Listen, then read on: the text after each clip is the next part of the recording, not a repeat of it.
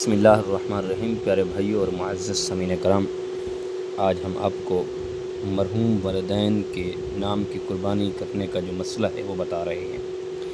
और देखें, लोग बहुत सारे पूछते हैं कि हम अपने वालिदैन के नाम की कुर्बानी कर सकते हैं और हमारे वालिदैन दुनिया से रुखसत हो गए हैं, क्या उनके नाम की कुर्बानी रख दें तो जायज़ है?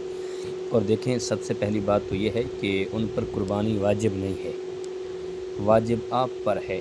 आप अगर उनके नाम की कुर्बानी करना चाहते हैं तो सबसे पहले आप अपने नाम की कुर्बानी करेंगे, तो तब जाके उनके नाम की कुर्बानी कर सकते हैं।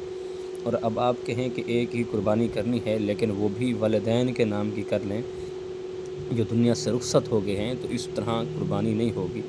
और बल्कि कुर्बानी वाजिब तो आप पर है, और पहले अपना वाजिब अदा करेंगे, यानी अपने नाम की कुर्बानी करेंगे, तो तब जाके दूसरी कुर्बानी अपने वालिदैन के नाम की कर सकते हैं।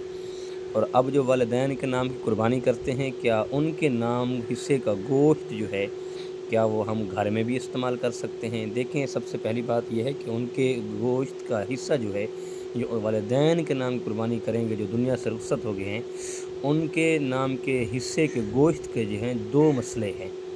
और पहला ये है कि अगर उन्होंने वसीयत की है कि हमारे मरने के बाद हमारे नाम की कुर्बानी करना, तो तब उस गोश्त में से आप एक बोटी भी घर में इस्तेमाल नहीं कर सकते।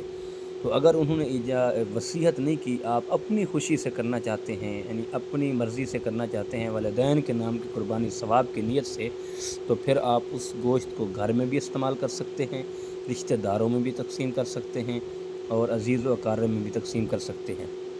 और जो अगर वसीयत की है उन्होंने, तो फिर आप अपने घर में इस्तेमाल नहीं कर सकते, वो फ़कीरों के लिए होता है, उसको फ़कीरों में तक़सीम कर दें।